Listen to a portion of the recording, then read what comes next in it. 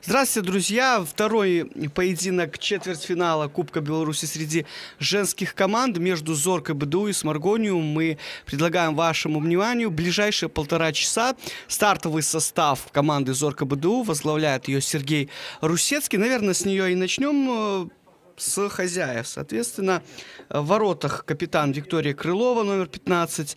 Далее полевые. 3-й Виктория Плесюк, 6-й Юлия Игнатьева, 8-й Ольга Капыша, 10-й Яна Рай, 13-й Диана Смоловская, 14-й Виктория Герус, 16-й Лилия Жиголка, 21-й номер Диана Шмаровская, 24-й Анастасия Лобашова, номер 97 Татьяна Шерешовец.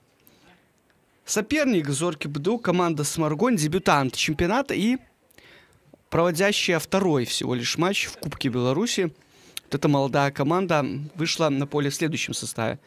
Виктория Авдейчик, это вратарь, номер 88, Ангелина Гирос, 3-й, Лиана Мирошниченко, 6-й, она капитан, 7-й Татьяна Барташевич, 10-й Дарья Карабанько, номер 14 Валерия Карачун, 16-й номер Елизавета Искарева, номер 18 София Карачун, 21-й Валерия Харитончик, 22-й Татьяна Кенда, номер 24 Дарья Линик, главный тренер команды Яна Вышитка. Игра стартовала, надо еще, конечно же, сказать о судьях. Вадим Ленковский, он представляет столицу нашей страны, главный арбитр, как и помощник его Анастасия Данченко, тоже из Минска, Анна Наливайко, город Осиповичи, 4-й арбитр Дмитрий Савин из Минска и инспектор матча Валерий Карипанов из Гродно.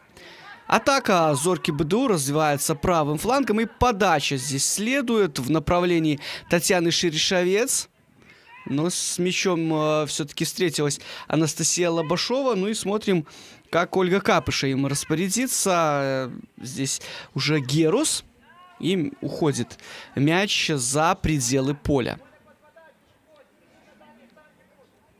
Да, интересно, что Лиана Мирошниченко вот в прошлом еще году была капитаном Зорки БДУ, но в этом уже капитанит в ином коллективе Яны Вышиткой. Приняла она приглашение Сморгонского клуба. Все-таки команда очень молодая. Конечно же, мастеровитые, высококлассные игроки с большим опытом нужны были, как воздух, просто-напросто. Ну и, конечно же, Лиана Мирошниченко очень большой вклад вносит в созидательную, конечно же, прежде всего игру. Команда располагается в чемпионате страны на 7-й позиции.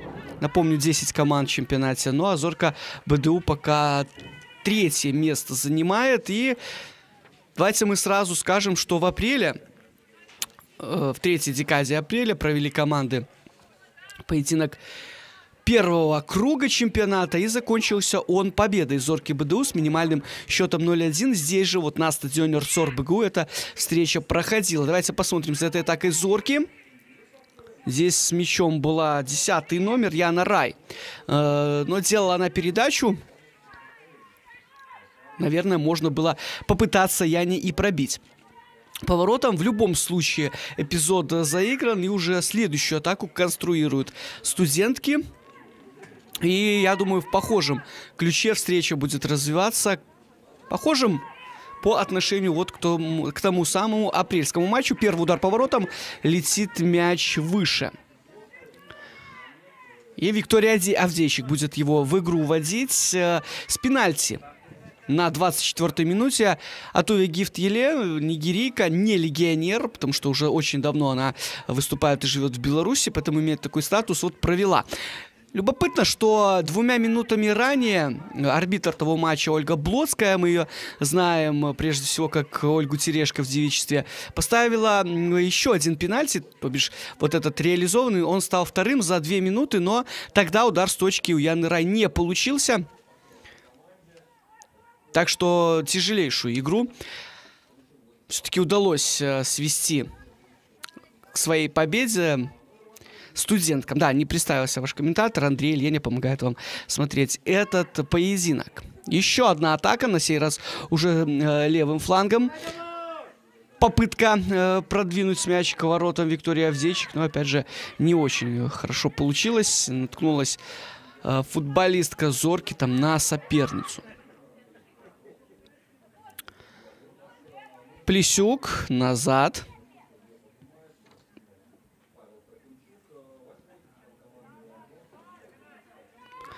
Герус. Переводит мяч в направлении Яны Рай. Ну и вот снова здесь игра через Диану Осмоловскую.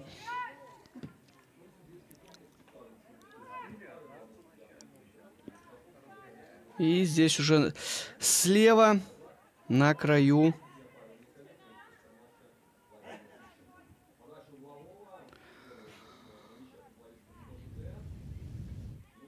футболистка, но вот, если честно, не очень хорошо понимаю я, или же неправильно рассмотрел. 18-й, мне кажется, на ее спине номер, но вот в протоколе почему-то я ее не могу найти.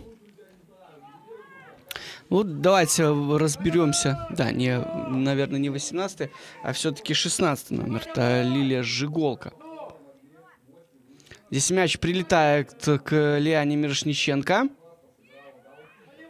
И Барташевич бьет поворотом, бьет немножечко неточно. И Виктория Крылова, многоопытная, которая сменила, наверное, все позиции, которые только можно было, за свою богатую игровую карьеру мяч вводит в игру. Теперь она защищает ворота Зорки БДУ. 44 года вот этой девушке. Здесь в простой ситуации ошибаются студентки. Анастасия Лобашова мяч в аут отправляет.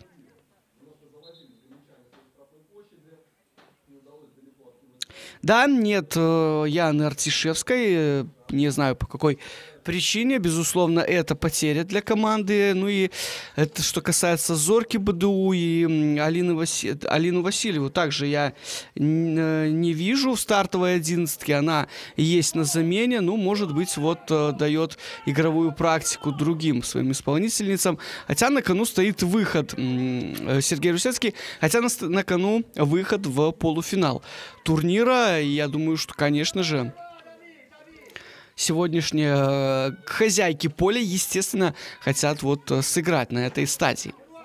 Напомним, что Сморгонь из предварительного раунда вот квалифицировалась в четвертьфинал, обыграла она дома со счетом 5-1 Брестское Динамо. Ну и вот еще одной такой командой, которая прошла сито предвариловки, стала сборная Гомельской области. Она обыграла Дюшпинского района. Еще раз я напомню, на всякий случай. Здесь было положение вне игры и снова мяч у студенток. Ну так вот, может быть, не очень смело начали сморгонки поединок, но первые минуты прошли, и теперь уже будут они, наверное, с большим усилием рваться к воротам Виктории Крыловой. Ну, один удар мы уже увидели от Барташевич, ну и также была своя там попытка пробить, уже, если честно, не помню, кого из футболисток Зорки БДУ. Потеря. Заброс очень неточный от Яны Рай. Да, здесь играют по правилам футболистка Сморгони. Мяч на правом краю, и переводит его игрок на своего партнера. Это у нас Ангелина Гирос, наверное. Не очень хорошо так видно, но ничего страшного, я думаю. Крылова в центр. Мяч прилетает точно в ногу 8-му номеру Ольги Капши, но мяч она теряет. Мирошниченко. Мирошниченко передачу задумывала на Елизавету Искареву. Не получилось сделать точный пас. Контрвыпад может здесь получиться, но нет. Татьяна Кенда очень уверенно играет на опережение, выдергивается со своей позиции, здорово действует. Да, и своим игрокам подсказывает, некое делает внушение Яна Вышитка. Для Яны Вышитка, естественно, матч против Зорки БДУ, скорее всего,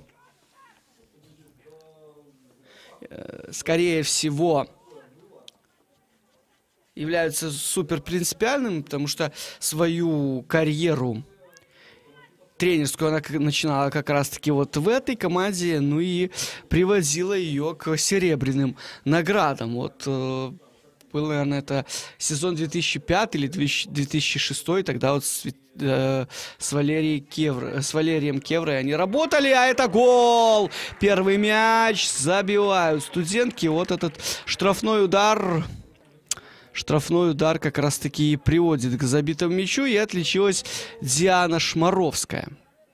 Насколько я могу понимать. Ну, давайте еще раз на повторе, да, мы сейчас посмотрим. Подача была от Яны Рай, и абсолютно точно, да. 21 номер отличилась. На опережение здорово сыграла Диана. Ну и там, конечно, прежде всего надо претензии предъявлять игрокам, которые отвечали вот за защитную линию в центре штрафной площади. Да, быстрый гол мы с вами увидели на 9-й минуте. Но давайте опять же отметим хорошую подачу от Яны Рай. Вот, можно сказать, что реабилитировалась она немножко вот за тот незабитый пенальти в чемпионате. И, безусловно, этот забитый гол, он, естественно, привнесет, конечно же, смелости в действия студенток. Будут они, конечно, гораздо более раскрепощеннее на футбольном поле. И, может быть, поболее забьют, нежели вот один мяч. Скажем о том, что первый полуфиналист уже известен. Это Могилевский Днепр, который вот не так давно закончил свою встречу на стадионе имени Александра Прокопенко в Бобруйске. Со счетом 6-0 переиграл местную команду, самую титулованную женскую дружину Беларуси, Бобруйчанку. Славные годы, которые, к сожалению, уже позади. Ну, по крайней мере, пока.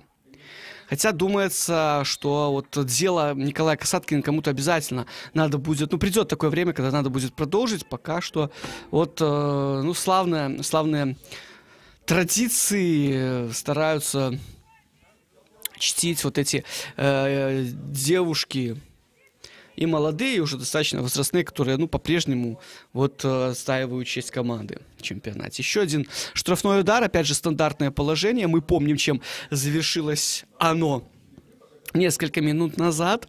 Ну и теперь можно здесь попробовать даже и прямой удар нанести. Татьяна Шерешевец, мне кажется, у мяча. Нет, все-таки это подача, удар головой. И что там было? Положение вне игры? Да, положение вне игры. Ошиблась Лилия Жиголка.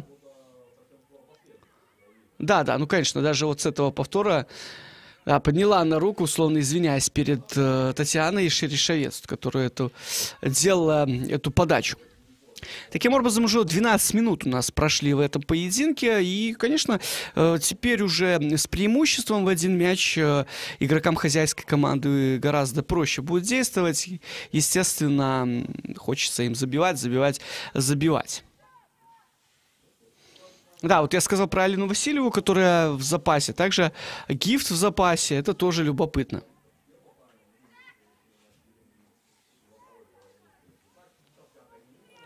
Еще одна подача здесь на подступы к штрафной. Пыталась Диана Шмаровская игру взять на себя, не получилось это сделать. И пошла вперед Валерия Харитончик.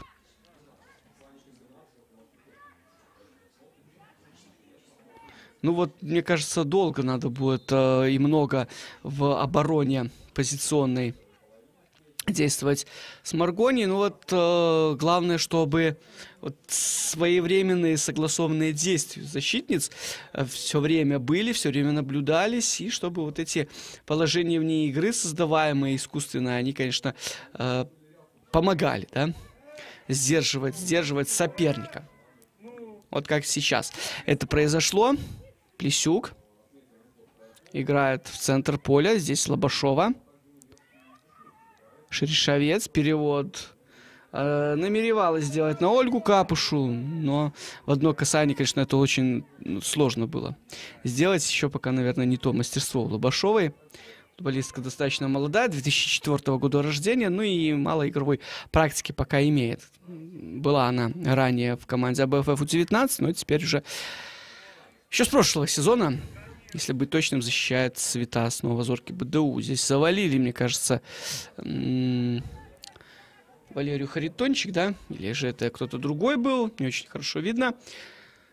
И у мяча Татьяна Кенда.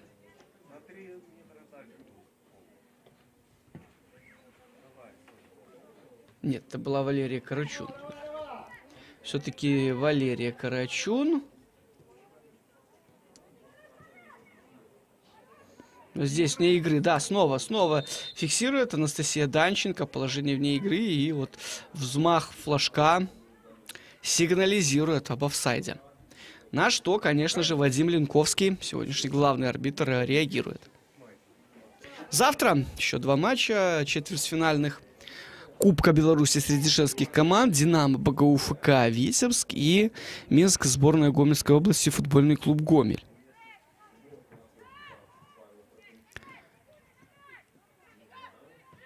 Плесюк. Передача вперед. Ну и... Да, много, конечно, наверное, сумбура. Можно играть, показывает арбитр. Не было нарушения правил.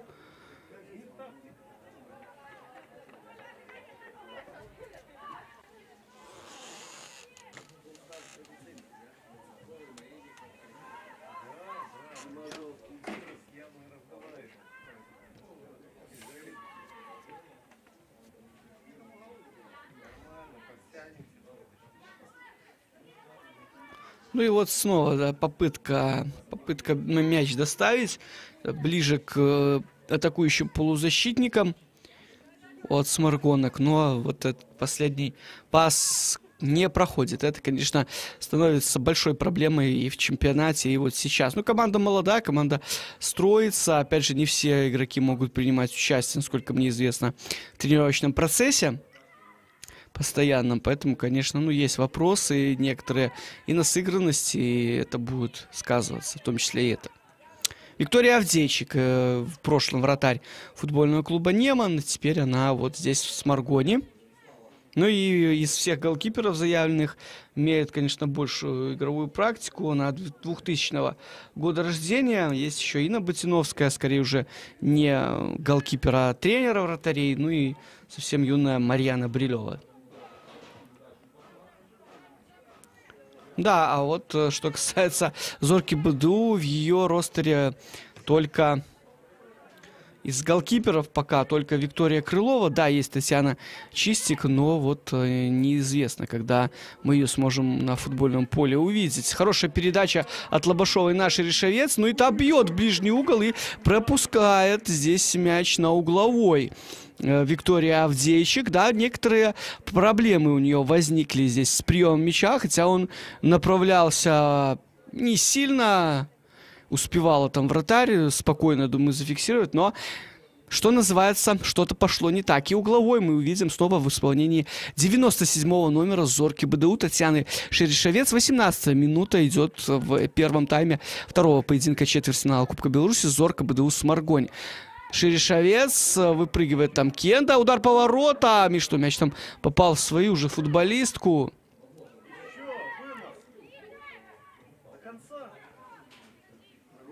Мирошниченко здорово действует корпусом, но с передачей ошибается. Лобашова. Плесюк. И Плесюк ошибается. Надо устремляться в атаку. Лобашова тут пыталась правила нарушить. Ну и что здесь?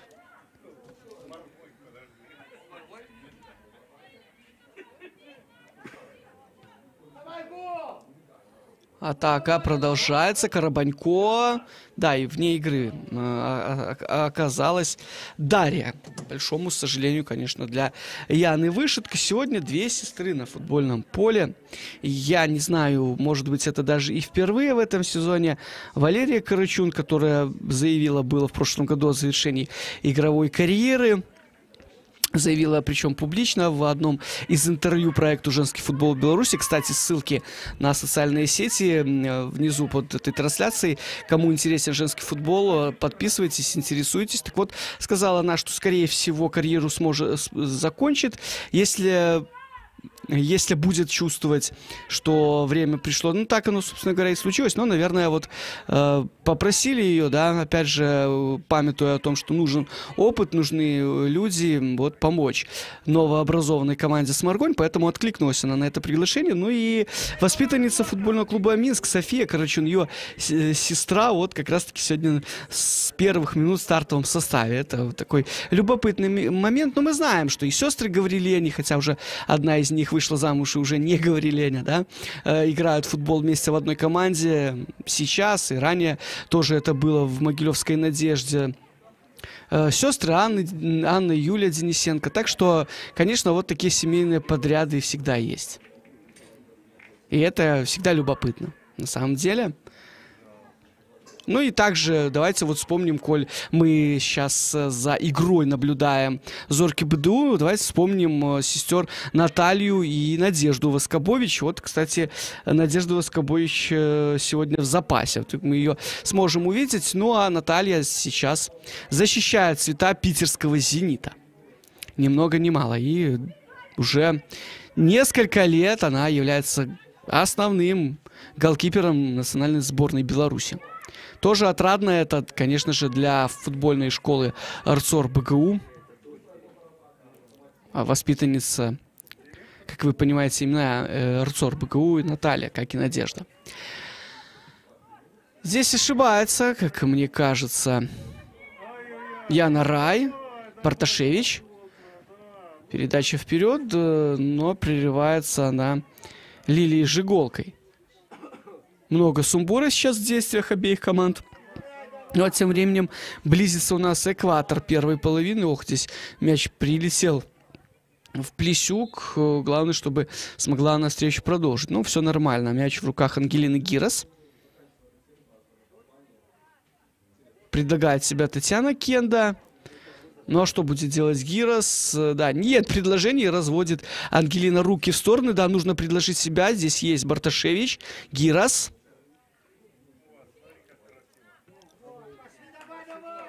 Мирошниченко, но так просто Викторию Плесюк не пройти. В прошлом году Виктория защищала цвета Могилевской «Надежды», но сменили они вместе вот с Яной Артишевской клубную прописку. Наверное, некоторые были проблемы все-таки с взаимопониманием, с тренерским штабом, с главным тренером. Шершевец, выход 1 на 1, удар, но справляется с этой угрозой Виктория Авдейчик. Реальнейший шанс здесь у Зорки БДУ для того, чтобы забить и второй гол. Давайте еще раз смотреть на повторе. Гирос уже не успевала. Ну, мне кажется, поспешила. Не правда ли? Здесь Татьяна Шершевец. Можно было еще сближаться с вратарем, а не бить вот так вот практически ему в руки. Ну и здесь... Здесь положение вне игры, да, не очень видно хорошо.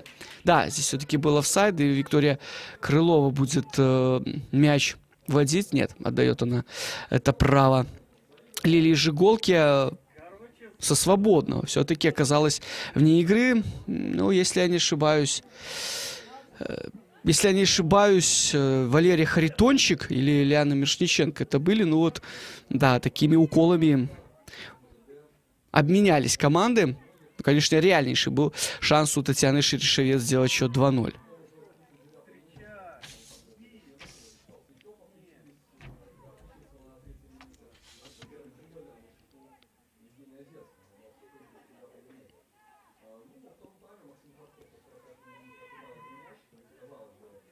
Ошибка на ровном месте.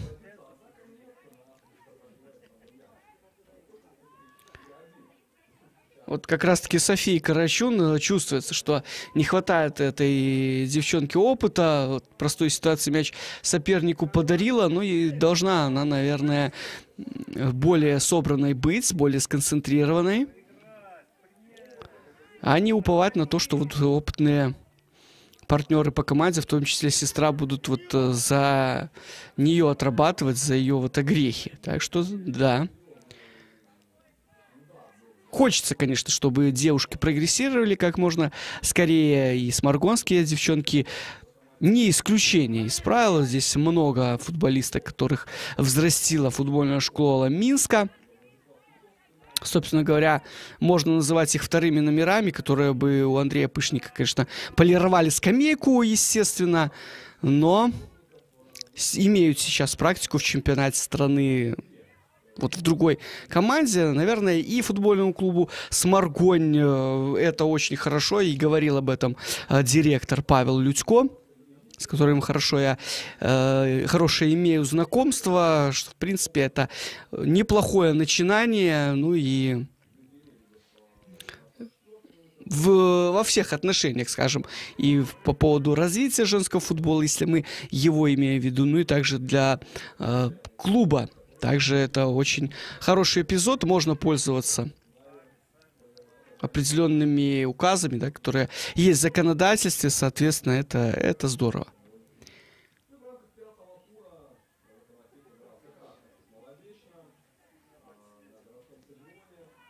Уходит здесь мяч за лицевую линию. Харитончик не торопится, и мяч она разыграла здесь со своим защитником.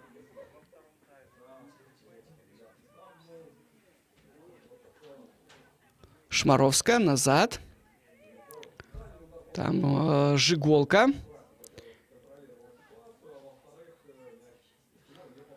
Да, и вот смотрю, что и Кристины Киянки нет в ростере команды, даже среди запасных. Ну, вот такой, ну, сказать, может быть, в какой-то степени даже и экспериментальный состав сегодня. Если так, конечно, можно с натяжкой сказать. Вряд ли Сергей Русецкий согласится с таким определением. Ну, опять же, не мешает это пока команде вот вести в счете. Хотя, наверное, в созидательных действиях, опять же, ну, не так и много получается, наверное, как хотелось бы.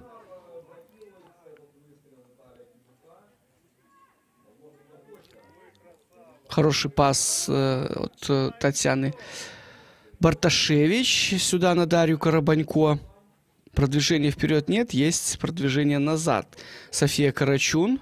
Ну и снова она ошибается с этим пасом. Жиголка, Лобашова.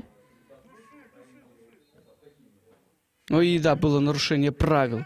Не ускользнуло или ускользнул этот фол от внимания Вадима Ленковского и Елизаветы Искарева. Правило нарушала. 27-я минута. Я напомню, 1-0 на 9-й минуте. Диана Шмаровская, воспользовавшись передачей Яны Рай, со штрафного счет открыла. Пока этот гол единственный. Ну и мяч в руках Виктории Авдейчик.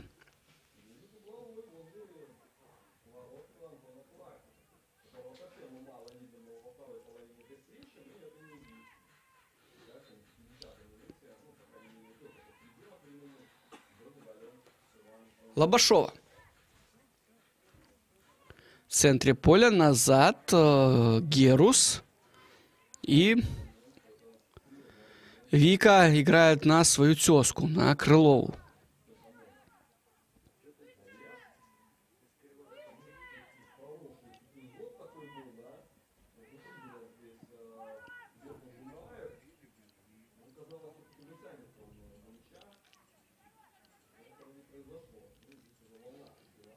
Крылова. Надо, конечно, фланг менять, да, так и есть. Сделал это вратарь здорово, но вот технический брак. Вот Виктория Плесюк. Здесь накрывает Валерий Карачун, Диана, да, не Диана Шмаровская, а Яна Рай. Действует она здесь в центре поля. Карабанько. На Барташевич хотела сделать она пас, но здесь вот спринтерский забег от Виктории Герус. Оставляет она мяч на линии поля, и уже Кенда его отправляет за кромку.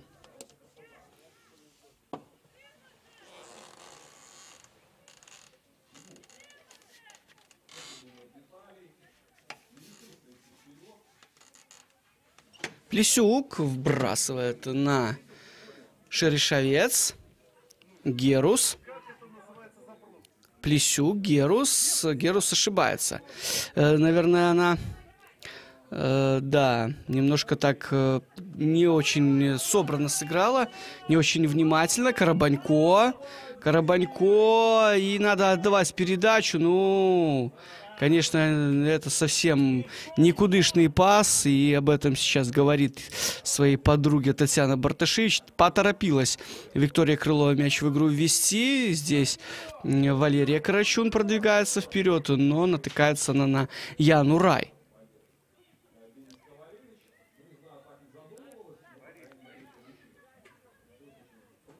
Капыша. Заработала аут для своей команды. И Плесюк. Опять же, вот выдернула сейчас ей навстречу партнерша.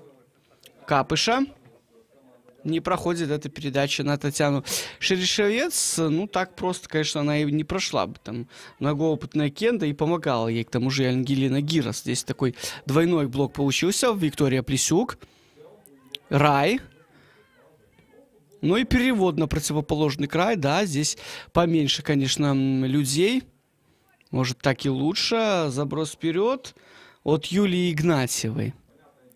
И заброс за пределы поля.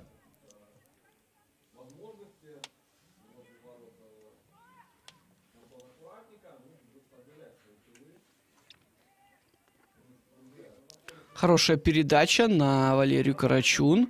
Подключает она к игре своего капитана. Ну и хороший пас только сильный. Чересчур от 16 номера Елизаветы Искаревой. Да, Натальи Качан нет. Я вот не помню, говорил я или нет. По-моему, нет. Вот до сих пор, конечно, капитан до Лианы Мирошниченко, она выводила команду с капитанской повязкой. Конечно, травма очень у нее серьезная, поэтому я не устаю желать скорейшего выздоровления Наташе, и чтобы мы ее увидели на футбольном поле.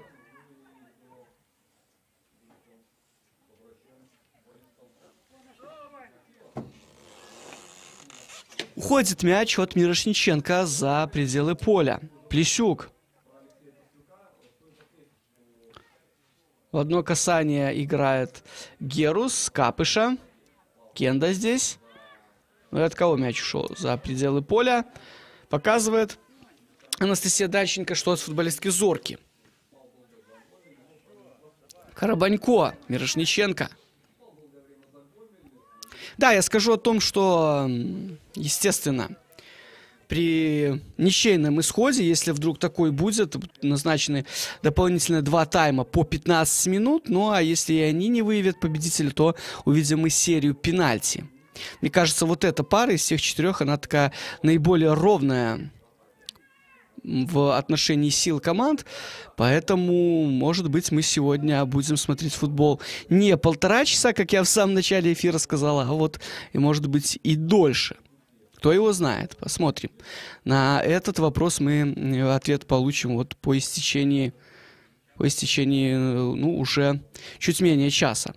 Остается, я имею в виду, игровое время. Естественно, перерыв будет. И здесь нарушили студентки правила. Да, эта стадия, как и полуфинальная, в принципе, и как предварительного раунда, она будет состоять из одного матча.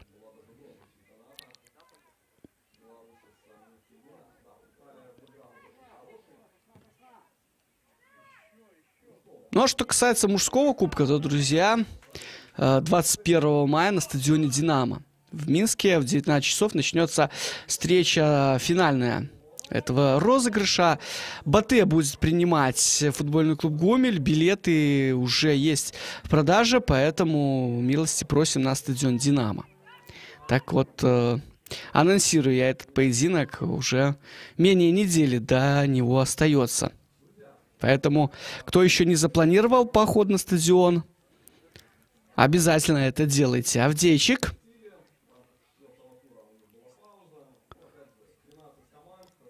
Точная передача здесь проходит.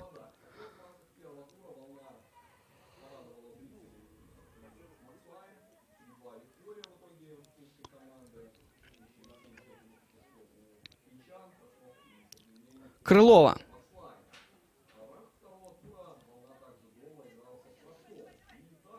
А Смоловская, было ли нарушение? Нет. Можно продолжать встречу. Мирошниченко вбрасывает точно на одну. Здесь кто там был? 16-й номер. Мирошниченко. И гол забивает Сморгонь. Это делает Валерия Харитончик. На 35-й минуте 1-1, да. Интересно. Ну вот только что я сказал буквально, да, про регламентные все установки, про регламентные статьи. Ну и Валерия Харитончик забивает в ответ, а Аляна Мирошниченко становится автором голевой передачи. Давайте еще раз посмотрим. Да, вот левой ногой мяч она направила, ну и кто там не удержал. Да, мне кажется, все-таки это была Лилия Жиголко. Должна была она с большей страстью опекать Валерию, но не сумела этого сделать. И с близкой дистанции там тоже, наверное, никаких претензий нельзя Виктории Крыловой предъявить. Расстреляла ворота 1-1. Таким образом, на 34-й минуте стал счет.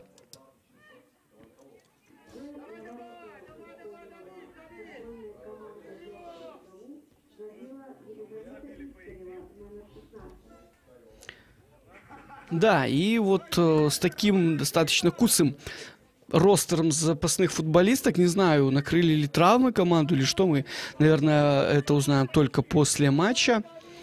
От Сергея Русецкого, да, это может стать проблемой. Пока 1-1. И остается еще 10 минут, даже меньше, до окончания первого тайма. Ну, посмотрим, может быть, эти минуты, они какими-то и определяющими станут вот в противостоянии. Шерешевец, подача. Мяч здесь... Ох, попадает, показалось не и в руку, да? Но, наверное, только показалось. Татьяне Кензе. Можно продолжать игру. Лобашова. Назад. Плесюк. Диана Смоловская. На Лилию Жиголку. И здесь Юлия Игнатьева с мячом. Снова Жиголка. Карабанько так в одиночестве старается прессинговать соперниц, но, конечно, в одиночку этот прессинг не дает никакого эффекта. Вот когда производится, Мирошниченко пытается помочь здесь в прессинге Карабанько. И студентки играют, да, длинной передачей. Шерешевец. Кенда просто мяч вперед отбивает. Хороший перевод направо. Капыша. Мирошниченко. Хороший пас, но вот поточнее бы на Дарью Карабанько сыграть, а так прямо в ноги Диане Смоловской. Вот эта передача прошла.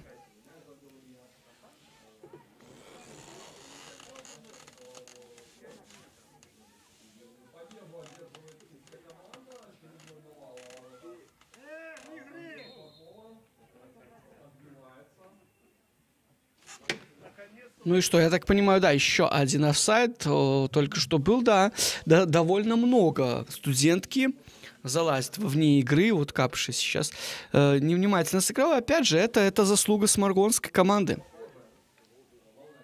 Надо сказать, Сиане Вышитка отдать должное, да, сказать слова хорошие в ее адрес, потому что, ну, прочитала она этот вот момент тактический от Зорки, наверное, так его можно назвать, и, соответственно, старается поднимать линию защитную, дабы вот это положение вне игры создавалось.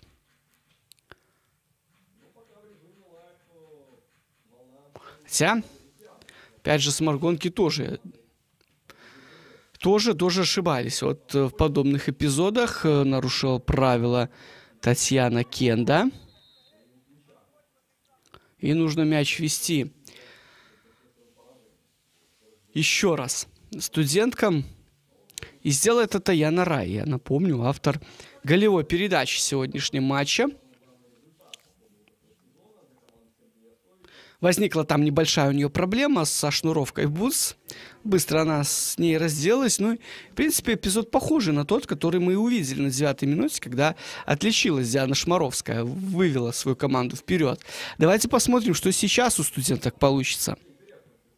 Подача. Надо выходить, наверное, Авдейчик. Но она не вышла. Тем не менее, мяч к вратарю прилетел точнёхенько в руки.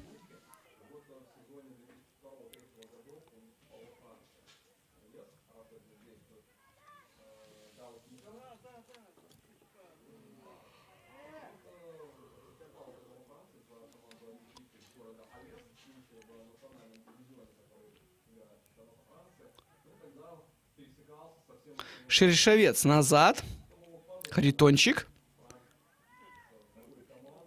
И что, еще на один гол заходит Сморгонь. Ну, Мирошниченко здесь открывалась. Подача получилась очень неточной, конечно. Плесюк. Капыша. Смещается в центр и уже адресует мяч в направлении Татьяны Шерешевец. Но, наверное, поторопилась. Все-таки можно было и еще продвигаться и делать передачу низом, комбинировать больше. Ну, как-то уж совсем... Как-то вот после пропущенного мяча Зорку я не узнаю, честно говоря. Мирошниченко на Барташевич играла.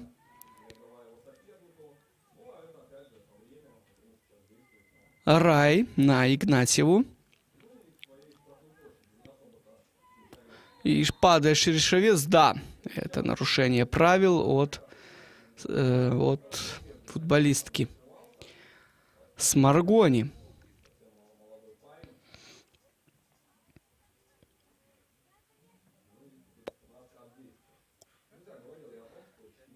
Никуда не торопится Яна Рай. Опять же,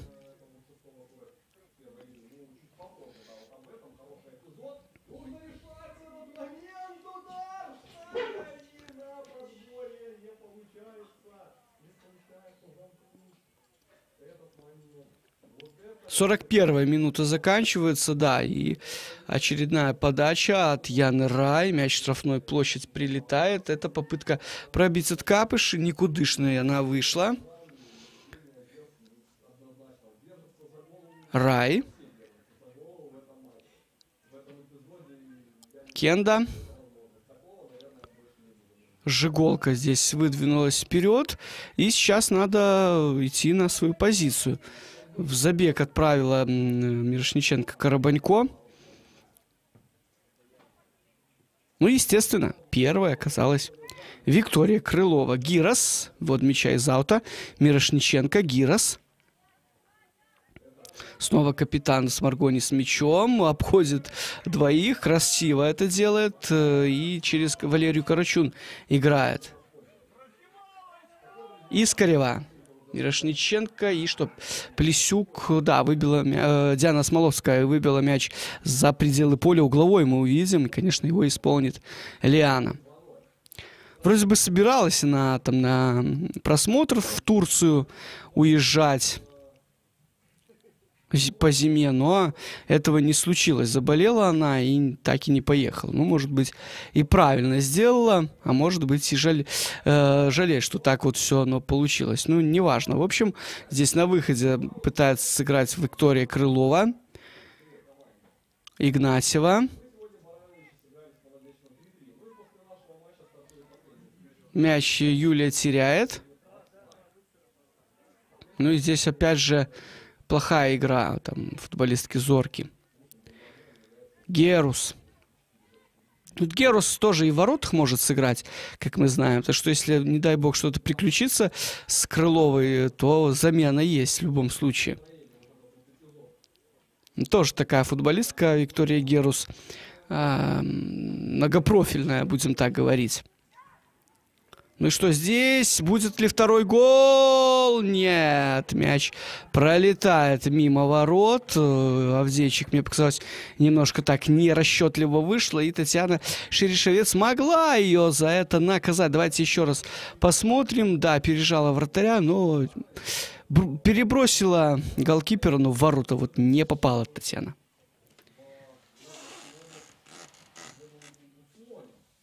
И 1,5 минуты до завершения первой половины.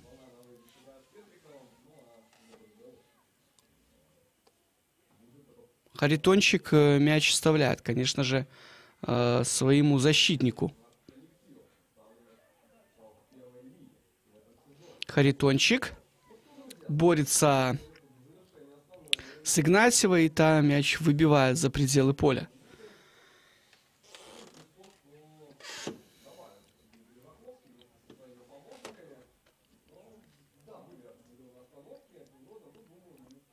Шерешовец, надо торопиться. Вот забей сейчас Зорко в раздевалку, и, конечно, снова жизнь станет легче для них. Но вот Капша за мяч не цепляется. Искарева. Харитончик, да, она на фланге. С фланга атакует и передачу на Карабанько задумывала. Или, наверное, даже не на Карабанько, а может и на Лиану Мирошниченко, которая там была на линии. Здесь удар блокируется. Неплохая была попытка пробиться с Софией Карачун. Нет, от Ангелины Елизаветы Искаревой, да, прошу прощения. Ну и сколько будут... Нет, нисколько не будет добавлять. Вадим Ленковский. Первый тайм заканчивается со счетом 1-1. На 9-й минуте Диана Шмаровская с передачи Яны Рай счет открыла. Ну и очень долго, в принципе, вела Зорко БДУ, но на 3/4 минуте такое положение дел исправила Валерия Харитончик. Забила она после флангового прострела от Лианы Мирошниченко. Ждем второй тайм и, соответственно, разрешение этой вот интриги.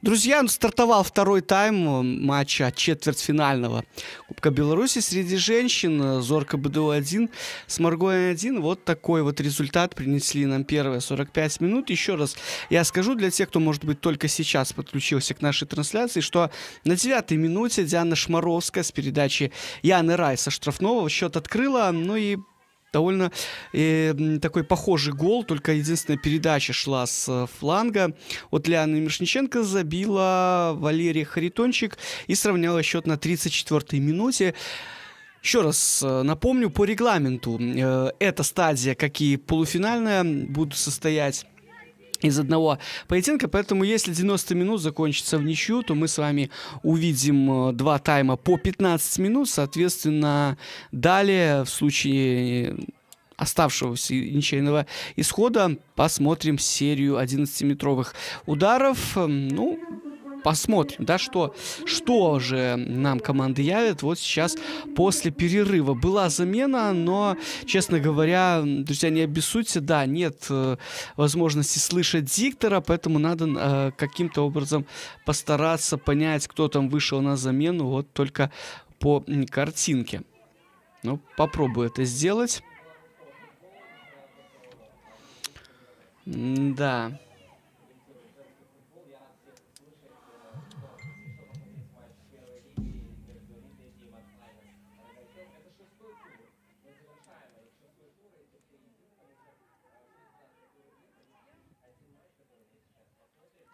Сложновато, конечно, сказать. Вот, ну, может быть, если вот этот игрок отметится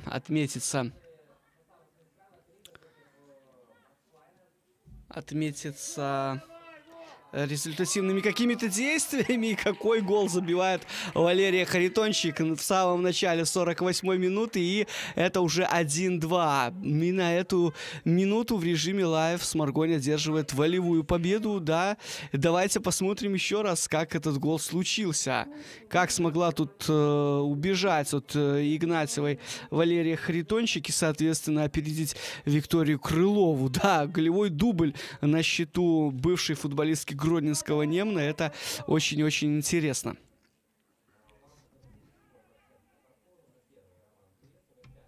Да, единственное, что вот тяжеловато понять, кто там опять же передачу отдавал, но, может быть, и не столь важно это.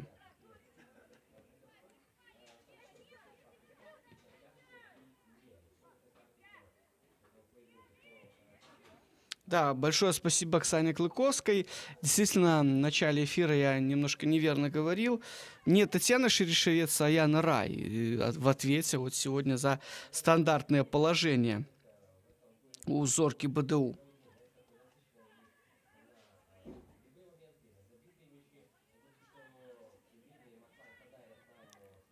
Ну и ждем, естественно, ответ от команды Сергея Русецкого. Потому что сейчас очень важно счет сравнивать. Ну и мне кажется, что Лиана Мирошниченко как раз-таки вот эту голевую передачу отдавала на Валерию Харитончик.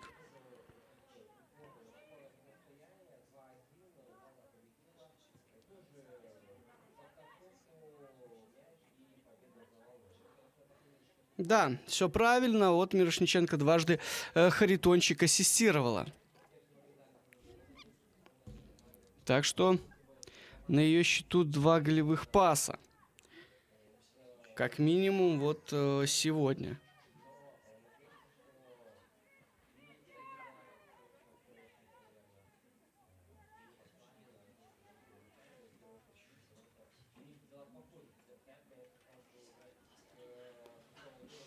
Да, пытаюсь я все же выяснить, кто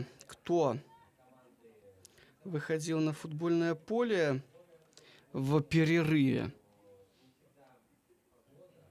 Угу. По-моему, это Марьяна Брилева даже. Вратарь.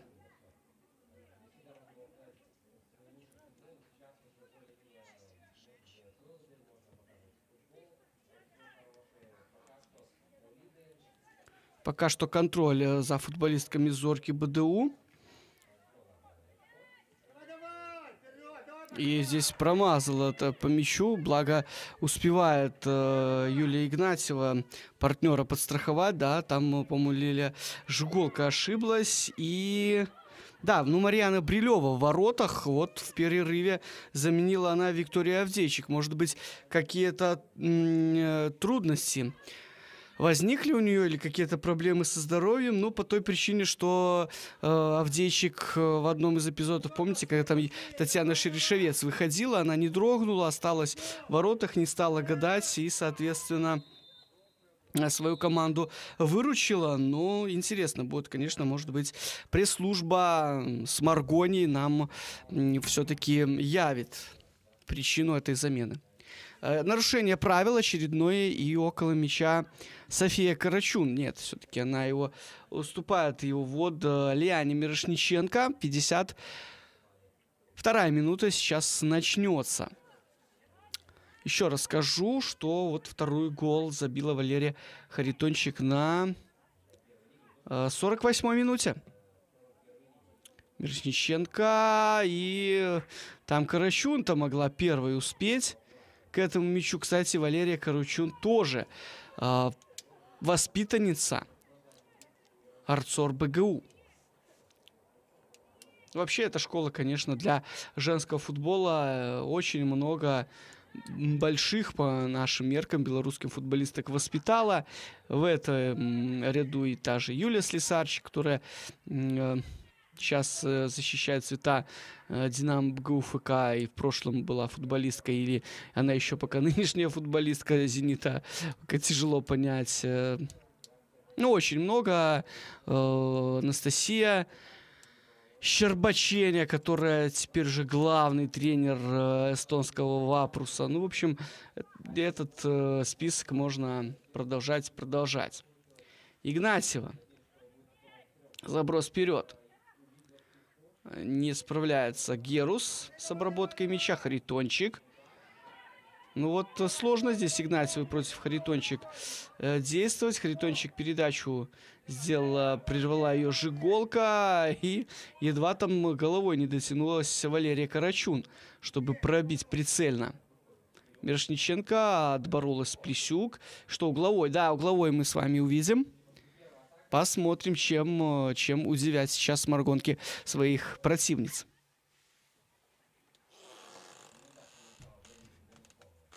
Да, вот забей тогда Татьяна Шерешевец, естественно, было бы, конечно, поспокойнее и попроще студенткам, а теперь вот вынуждены они, ну, отыгрываться, как минимум.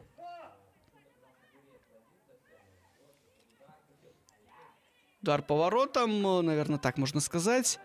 Это, конечно, просто разминка для Виктории Крыловой. Перелетел там мяч Дарью Линник. Шмаровская падает, это нарушение. София Карачун здесь была не права. Рай. Да, поднимает там руки на правом краю Ольга Капыша. Но очень быстро мяч теряет. В простой достаточно ситуации. Рай.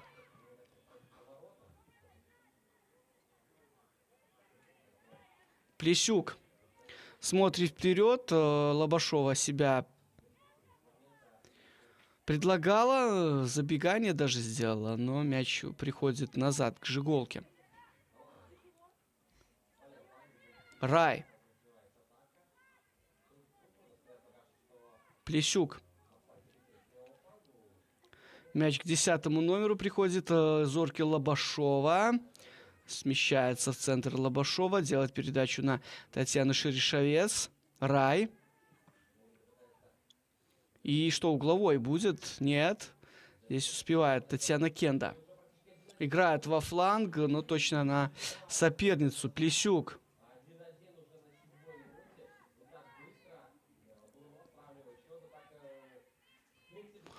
Ну и Крылова. Крылова на... Опять же, сюда, на Елизавету Искареву.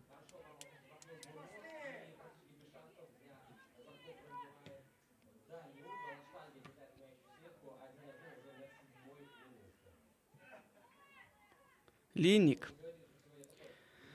Сегодня практически незаметно, и в отборе мы ее не видим. Да, наверное, не самый лучший ее матч. Тем не менее, главное, что команда здесь побеждает. Ее пока Карачун, Барташевич назад. Да, и здесь главное не ошибаться в простой ситуации. Шеришовец, удар поворотом выше. Ну, Брилева ситуацию, может быть, контролировала. Но вот, ну, не знаю, я так смотрю на Марьяну. Может быть, конечно, росточка ей не хватает. Хотя, еще раз скажу, 2005 года рождения. Смотрим на повторе. Ох, не знаю, пойди мяч под перекладину. Были бы шансы у Брилевой свою команду спасти.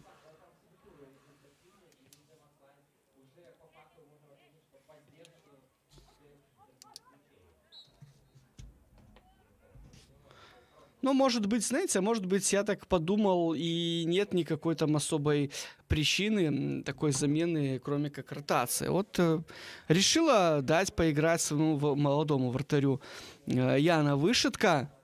Собственно, ну, если мы говорим о том, что вот Минск и Динамо ГУФК пройдут в полуфинал, говорим это априори, ну, я себе позволю это сделать, хотя, может быть, это не совсем ну, не совсем соблюдая спортивный принцип. Ну, понятно, что гомельчанки пока не могут противостоять на равных вот таким командам, как Минск, с которым играть завтра, я напомню. Так вот, если мы предполагаем, что Минск и Динамо БУФК окажутся в полуфинале, то, понятно, там больших шансов ни у кого не будет, и, скорее всего, эти команды отправятся, ну, вот, разыгрывать, спорить за Кубок Беларуси.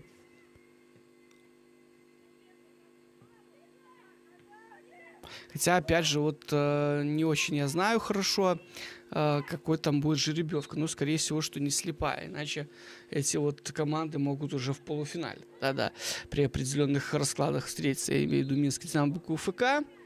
Ну вот, поэтому вот такая вот замена вратаря для того, чтобы Брилева тоже получала игровую практику, тоже росла как футболист. Это очень важно.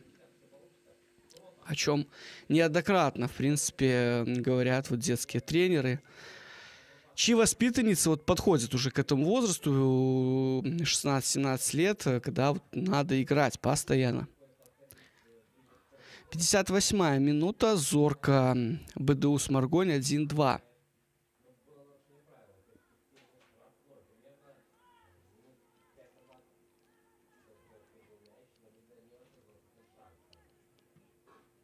Смоловская такую свечку запускает, и мяч снова к ней приходит, да, вот какие-то такие не очень несуразные действия, я бы так назвал, в конце концов мяч сюда уходит. Да, посмотрите, какой ветер дует в сторону ворот Виктории Крыловой, это вот по угловому флажку можно хорошо понять, конечно, не в пользу подопечных Сергея Русецкого, вот такой вот природный катаклизм.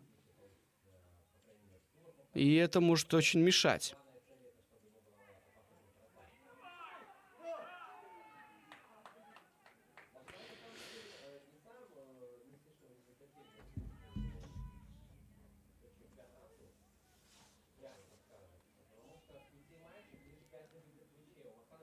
Устанавливает мяч здесь на границах площади ворот. Виктория Авдейчик играет с Дианой Осмоловской.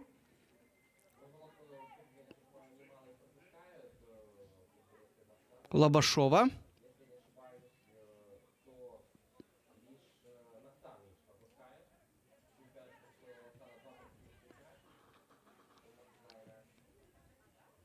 Лобашова на Осмоловскую. Ну и вот снова длинный заброс от Осмоловской и потеря.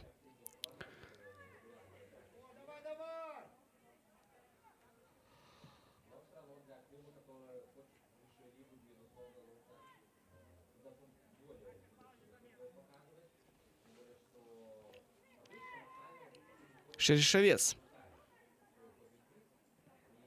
не проходит передача на Яну Рай. В конце концов упал там Виктория Герус. Много борьбы. Ох, здесь очень грубая игра, и, может быть, даже и желтую сейчас Вадим Маленковский предъявит Юлии Игнатьевой. Нет, так немножко, мне кажется, арбитр либеральничает.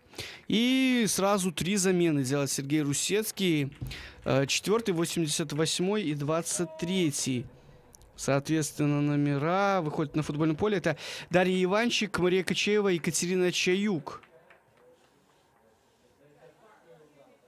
Да. Ну вот Викторию Плесюк я вижу, уходящую с поля. Также ушла Юлия Игнатьева. А еще кто? Да, тяжело сказать. Честно говоря.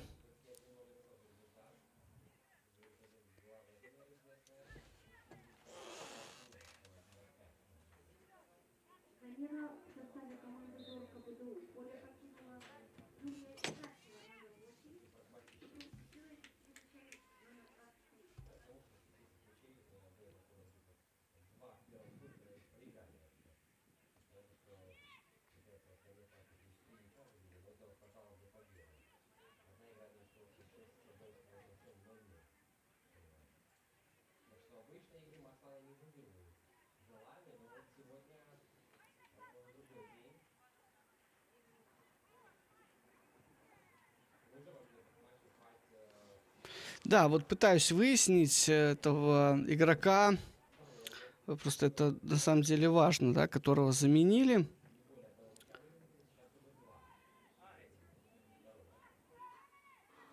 Но, конечно, понять на самом деле тяжеловато. Но будем следить. Мария Качеева — это нападающая, поэтому, может быть, ей удастся здесь что-то придумать. Ну, а Екатерина Чаюк и Дарья Иванчик, футболистки, которые, опять же, ну, наверное, могут что-то привнести. Тут уже об их, будем говорить, квалификации больше знает главный тренер команды.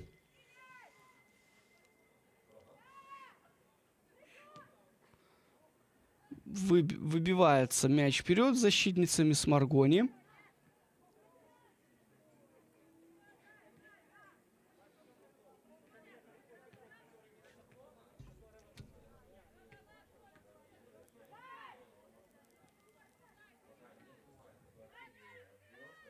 Может быть, Ольга Капши, я вот думаю, ушла с поля.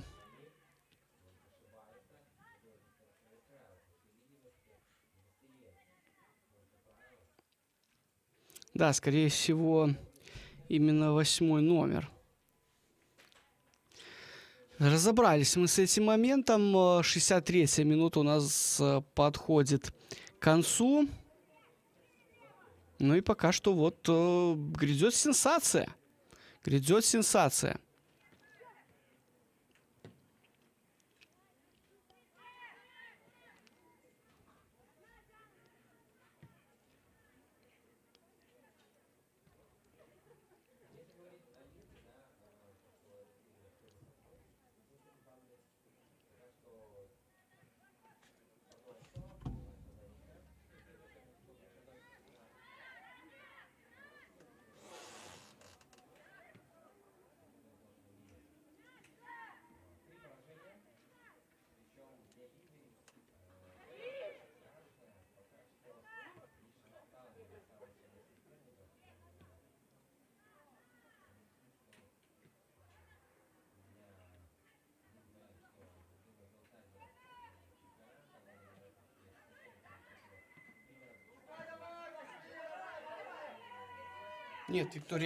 Нет, друзья, Виктория Герус, не Ольга Капша покинула поле. Так что вот так. Угу. Ну, смотрим, на что сподобятся студентки. Все-таки им счет нужно сравнивать, поэтому, конечно,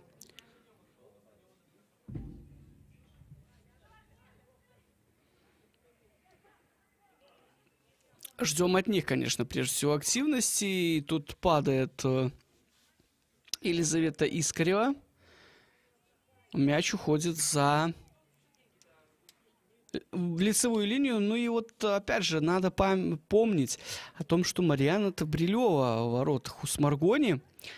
А эта девушка очень юная, и, конечно, таким обстоятельством должны постараться воспользоваться студентки. Вот пока мы видели лишь одну угрозу, помните, вот удар практически с линии штрафной, который пошел выше. Если я не ошибаюсь, Татьяна Шерешевец там прикладывалась.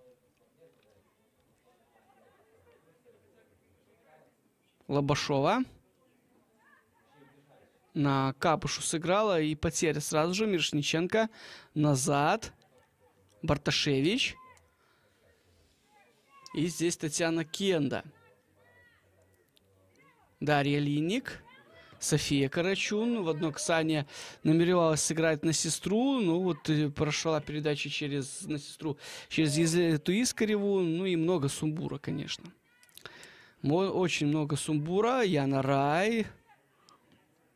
Левой ногой передачу на Марию Качееву. Старалась сделать. Мария Качеева судит футзал мужской. В общем, человек постоянно в пределе в спорте. Вот старается себя реализовать и на футбольном поле в качестве и футболистки, и вот в качестве арбитра тоже. Шерешевец. Подача. Ну, вышла. Белокурая Марьяна Брилева, и мяч такой же белый, как ее волосы, зафиксировала в руках. Далеко вперед отправляет. Здесь борьба в воздухе. Харитончик. Да, там, может быть, солнышко где-то помешало, но надо продолжать встречу. Иванчик назад. Крылова. Перевод на другой край.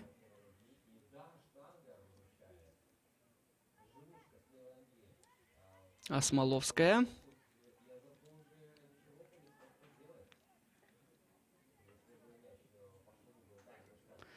Передача в направлении Марии Качеевой, но Дарью Линник так просто не пройдешь. И здорово, что не через центр сыграла Дарья, да, здорово, конечно. Для болельщиков Сморгони, а сюда во фланг мяч просто выбила от греха подальше.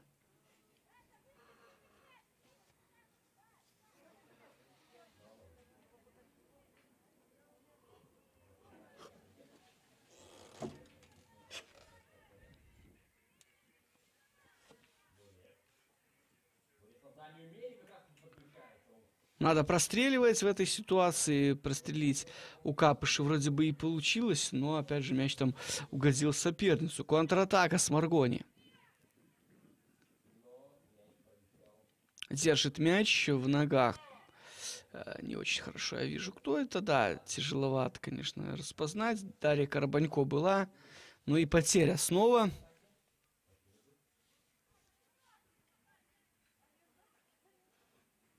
Ну и получается, вот с игры-то, в принципе, у Зорки-то ничего и не получается сегодня. А этот единственный гол, он как раз-таки родился после штрафного.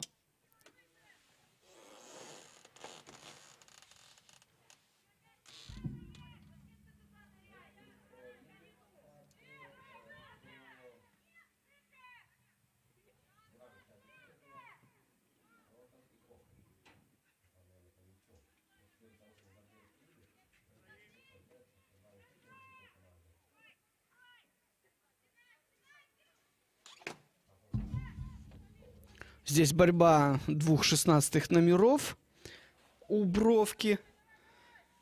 Все-таки мяч остался у Лилии Жиголки.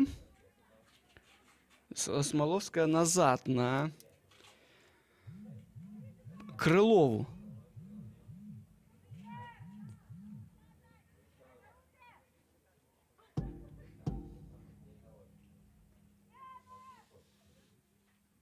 Барташевич. Подача. Здесь должна, конечно, опередить всех Крылова. И Виктория торопится, естественно. На Яну Рай мяч вбрасывает. Перед Рай много свободного пространства. Никто ее пока не встречает. Переводит мяч на Диану Шмаровскую. Перед ней... перед ней кто там был? Дарья Линник, что ли, да?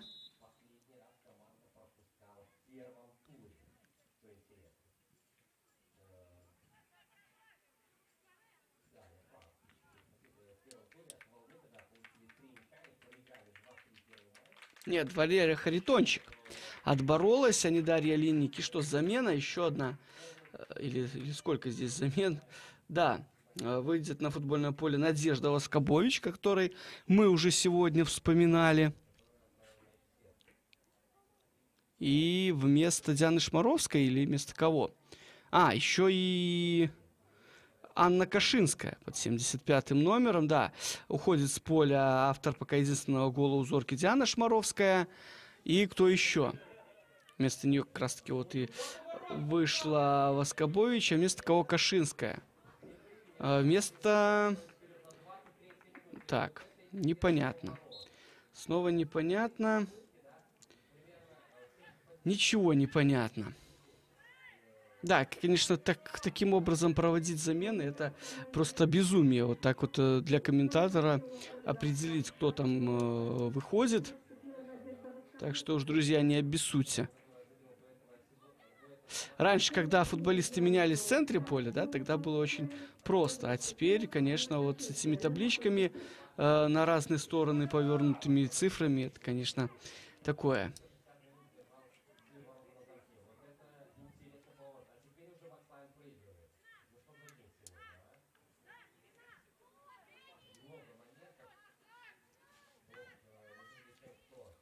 Кашинская, она защитник, поэтому, может быть, кого-то из защитниц заменила.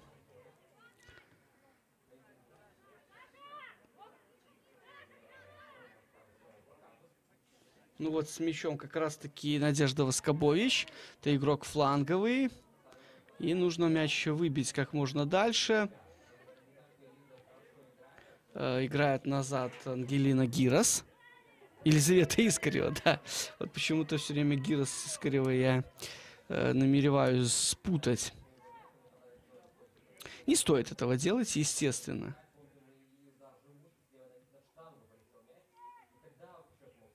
Ну нет, Кашинская не защитник сегодня. Может быть, Капшу как раз-таки заменила. Да. Ну да, вот где-то примерно она в том месте и находилась Ольга Капша, так что...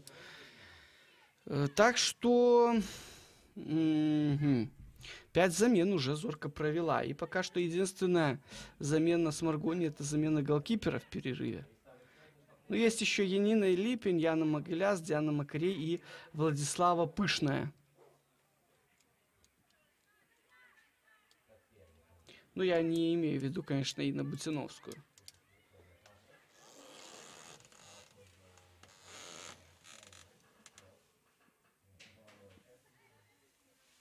Есть еще 17 минут основного времени у Зорки БДУ для того, чтобы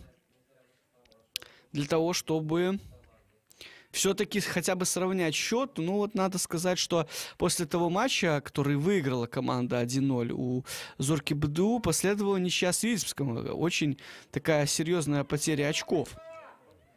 А состоялась, наверное... не входило в планы студенток вот играть в ничью с витеблянками.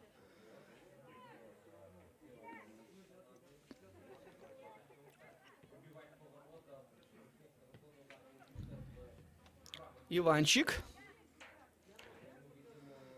Жиголка Осмоловская.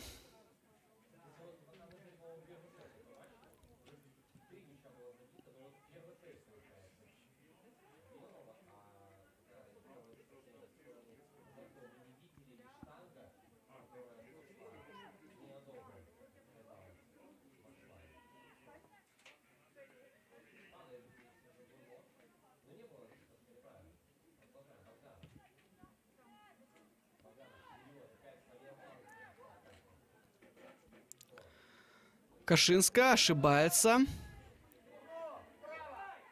Искарева. Карабанько. Выход 1-1 может состояться. Карабанько бьет.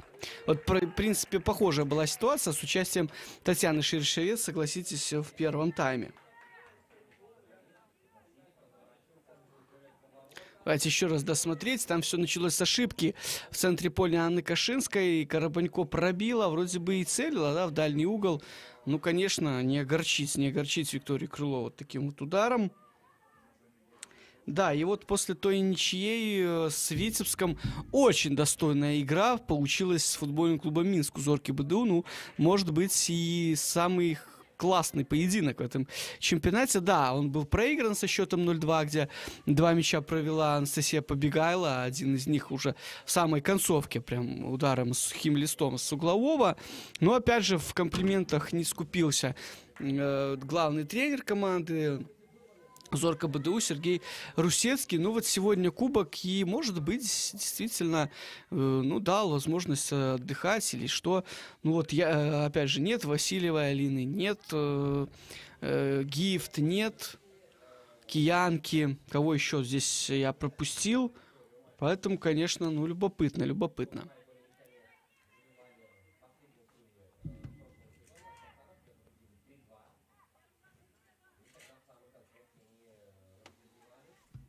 Да, Яна Артишевская, конечно же, вот про нее я забыл. Ну, интересно, в любом случае, вот такой вот состав не оптимальный.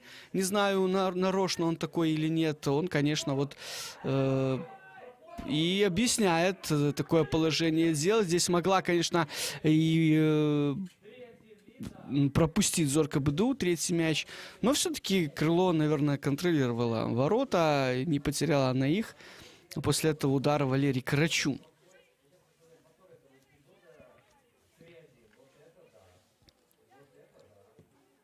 Делает пас в разрез Яна Рай. Брилева вышла из ворот, сыграла ногой. Ну вот, таким образом получает опыт Марьяна. Вот не боится она играть на выходе. Здорово. Что уж тут сказать. В женском футболе это, опять же, этот рост, он его обеспечить тяжеловато бывает временами. Но вот сегодня во втором тайме, в принципе-то, и очень хорошо работают сморгонки, особых моментов не позволяя создавать вот у ворот Марьяны Брилевой. Снова она с мячом в руках. Искарева. Пас вперед, но первая здесь была на мяче Лилия Жиголка, а, да, Искарева правило нарушила.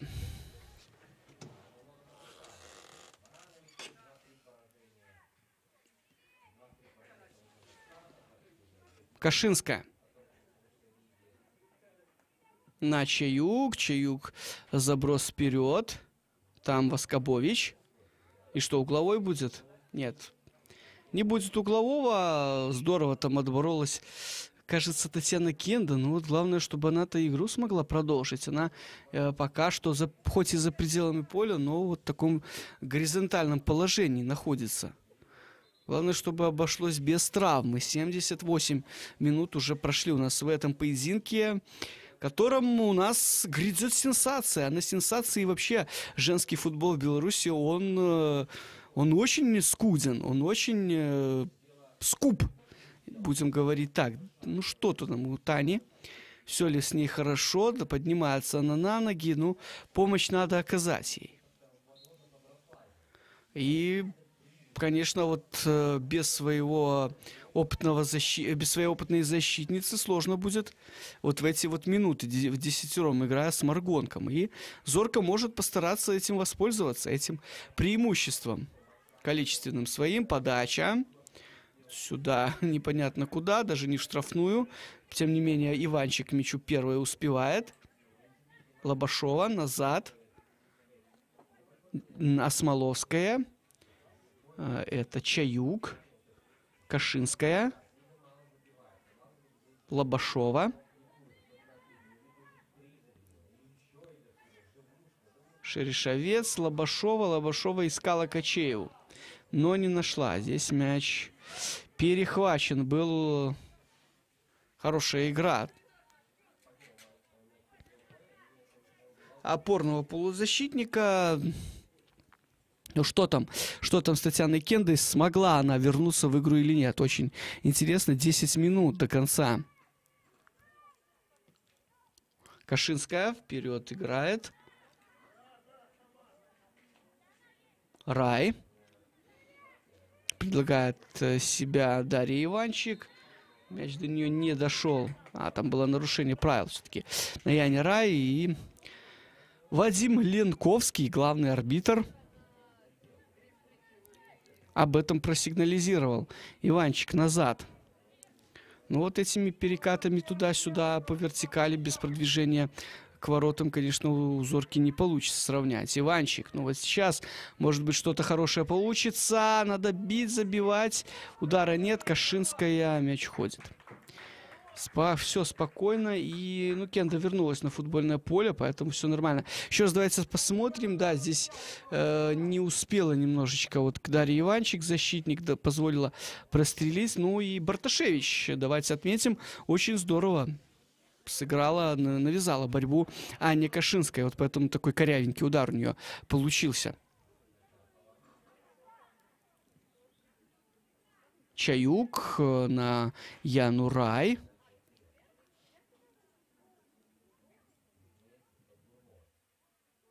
И надо простреливать. Не доходит здесь мяч до...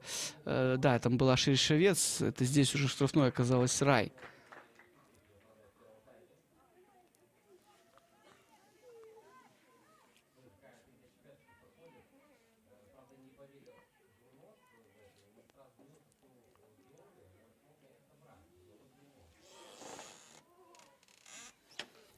Чаюк с мячом в руках. Время уходит.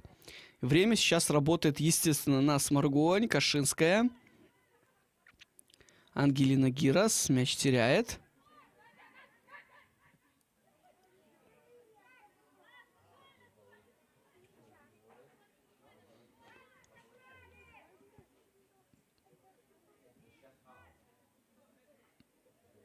Вброс мяча. Вброс неточный. Лобашова ошибается. Здесь у нас Лилия Жиголка на Качееву. Заброс вперед. Барилева выходит. Хороший-то заброс был в надежде на рывок Надежды Воскобович. Но опять же, Барилева в шапку не спала. Харитончик.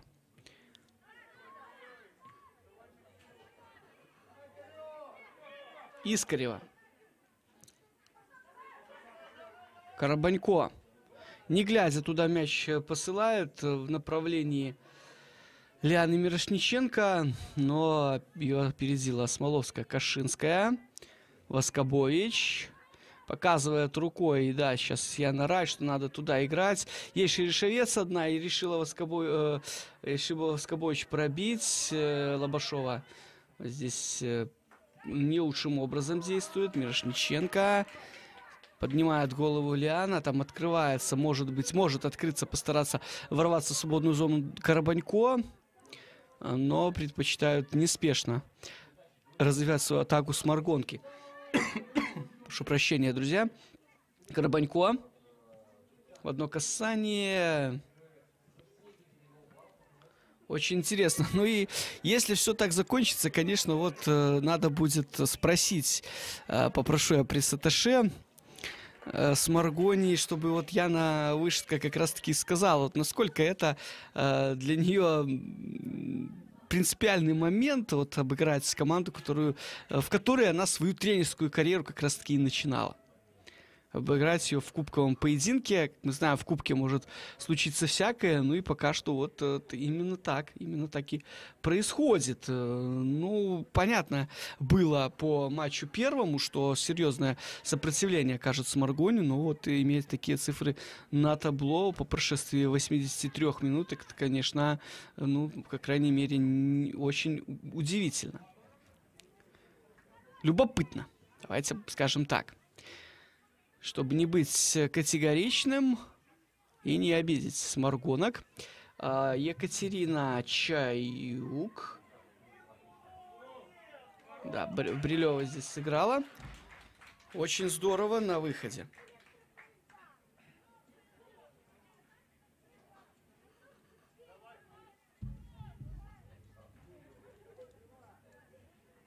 Здорово сыграла, действительно, так вот уверенно, словно все понимая, Марьяна Брилева на ближней стойке мяч зафиксировала.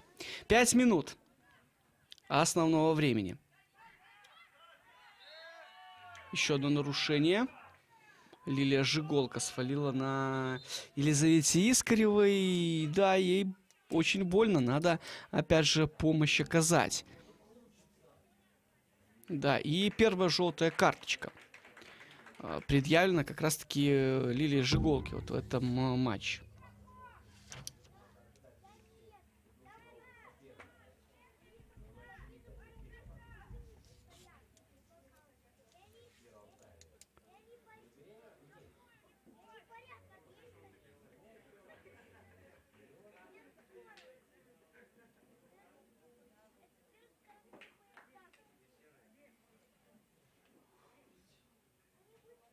Да, там дело даже дошло до того, что осталось, ох, без бутсы, да, Елизавета Искарева. Нужно привести экипировку в порядок. У мяча Лиана Мирошниченко готова она уже к подаче этого штрафного.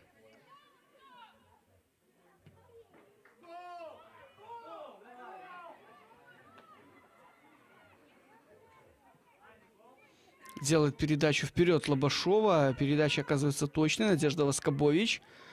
Против нее Дарья Линник. Ну и что, пройдет Линник Воскобович или нет? Нет.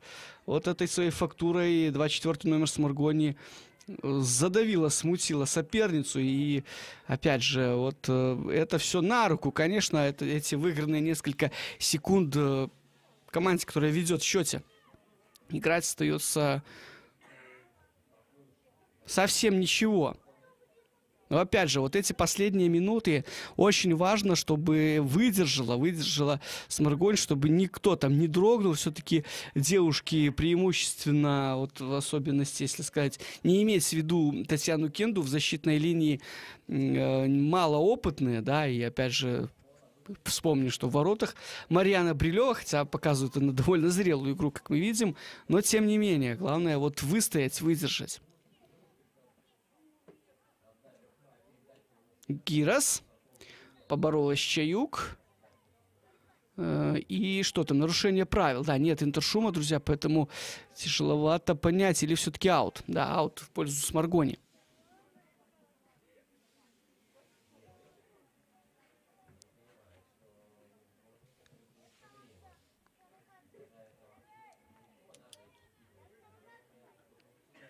Барташевич на Карабанько. Барташевич контролирует мяч, показывает ей Искарева, куда делать передачу. Здорово играет Лобашова, но мяч теряет тут же. Передача на Харитончик от Карабанько. Много. Опять же, сумбура на последних минутах. Просто мяч вперед отправляет вверх и вперед. Там Надежда Воскобович, по-моему, это была. Карачун, которая Валерия. И старалась там ей Искарева помочь изо всех сил. Ну и здесь главное не ошибиться Брилевой. София Карачун. На Харитончик. Харитончик, кстати, мне сегодня понравилось, действуя на фланге, очень неплохо. В принципе, так вот мы видим сваливавшуюся от Карабанько на позицию центр-форварда, наверное, так надо сказать. Но вот Харитончик старалась растягивать оборону. Ну и, собственно говоря, ее голевой дубль пока выводит Сморгонь в полуфинал. Ну и не забудем мы, естественно, о двух голевых передачах Лианы Мирошниченко. Смоловская действует на отбой. И меньше минуты до конца основного времени. Да, там было несколько остановок на замены. И помощь Искаревой оказывали также за пределами поля Татьяны Кензи. Но я думаю, что минуты 3 Ленковский компенсирует обязательно. Вот. Единственное, оператор покажет нам или нет. Резервного арбитра Дмитрия Савина. Атака Зорки БДУ. Может быть, это еще не конец, и мы будем еще с вами смотреть как минимум полчаса этот прекрасный поединок. аут в пользу Зорки БДУ. Да, замена будет. Янина Липень сейчас выйдет на футбольное поле.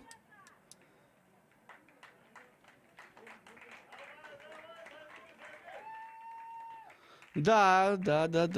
Место кого? Место Ангелины Гирос, насколько я понимаю, 3-го номера.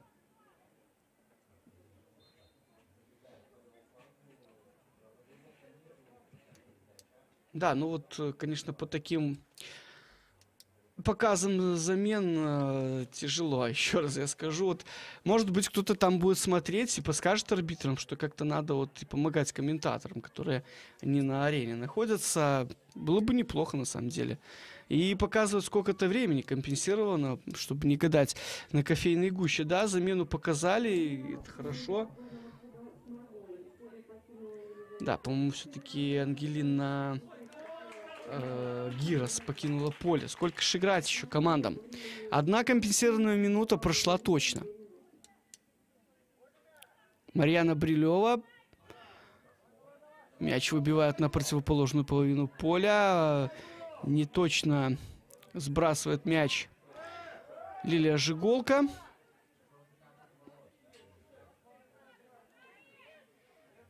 Ну что, Сморгонь творит историю. Сморгонь творит историю женского футбола. В принципе, у Зорки-то мало кому удается выиграть, да, если это не Динамо БГУФК, если не Минск. В свое время Зорка-то вообще была такой командой, вот, наряду с Витебским университетом, гремевшим самые серьезные силы. Они представляли в нашем женском футболе белорусском. Здесь было нарушение правил. Вот Валерий Корчун, по-моему, показал Ленковский ей желтую карточку, вторую в нашем матче. Еще ей отметилась Лилия Жиголка. Да, и вот теперь, конечно, если вот Сморгонь обыграет Зорку, ну, действительно, это будет такое, ну, событие, которое достойно упоминания теми людьми немногочисленными, кто за нашим женским футболом следит. Ну, интересно. И, конечно, в Сморгоне будут, безусловно, болельщики рады. Вот если их команда в полуфинал выйдет. Ну и все, на этом, да, поздравляем мы, конечно, команду Яны Вышитко с этой победой. И Сморгонь в полуфинале Кубка, кто бы мог подумать. И тем не менее, давайте, друзья, для вас напомню хронологию. Вышла вперед Зорка БДУ на 9-й минуте. Диана Шмаровская с передачи Яны Рай вот открыла счет. И казалось бы, что, ну, это, наверное, начало конца для Сморгони. Однако нет. Валерия Харитончик на 34-й минуте воспользовалась прострелом Лианы Мирошниченко и счет сравняла. Ну, а в самом начале второй половины забила второй гол. Опять же, ей ассистировала капитан. Вот такая вот волевая виктория Сморгони. Поздравляем еще раз мы эту команду. Завтра полуфинальные поединки, четвертьфинальные поединки Кубка Беларуси продолжатся. Вы их можете увидеть на YouTube-канале «Женский футбол Беларуси». Для вас все эти 1,5 часа работал Андрей Леня. Счастливо. Услышимся на белорусском футболе.